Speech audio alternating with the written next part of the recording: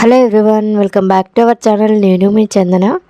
చాలా డేస్ తర్వాత మళ్ళీ వాయిస్ ఓవర్ ఇస్తున్నాను. సో ఈ వీడియో మీకు ఖచ్చితంగా నచ్చుతుందని అనుకుంటున్నా.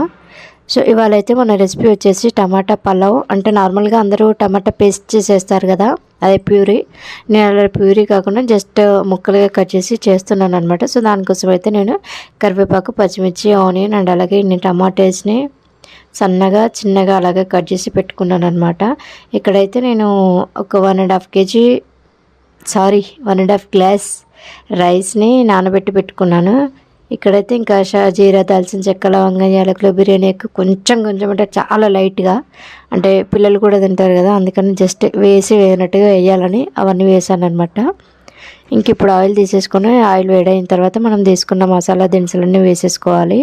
తర్వాత ఆనియన్ కూడా వేసుకొని అది మంచిగా బ్రౌన్ కలర్ అయిన తర్వాత మనం కట్ చేసి పెట్టుకున్న పచ్చిమిర్చి అండ్ అలాగే కరివేపాకు కూడా వేసేసి నేను అలా రెమ్మలతోనే వేసేసాను అనమాట. ఇంక ఇక్కడ టమాటాలు కూడా వేసి మంచిగా మగ్గించుకోవాలి.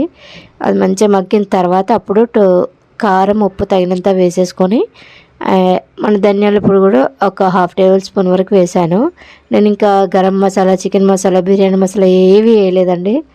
జస్ట్ కారం, ఉప్పు, ధనియాల పొడి అంతే. ఇంక ఇక్కడ వచ్చేసి పసుపు అండ్ అల్లం వెల్లుల్లి పేస్ట్ కూడా వేసాను. మీరు కావాలంటే ఆయిల్లోనే వేసుకోవచ్చు అల్లం వెల్లుల్లి పేస్ట్. కాకపోతే నేను ఆ ఫ్లేవర్ తగలాలని చెప్పి అది మగ్గిపోయిన తర్వాత వేసాను అనమాట.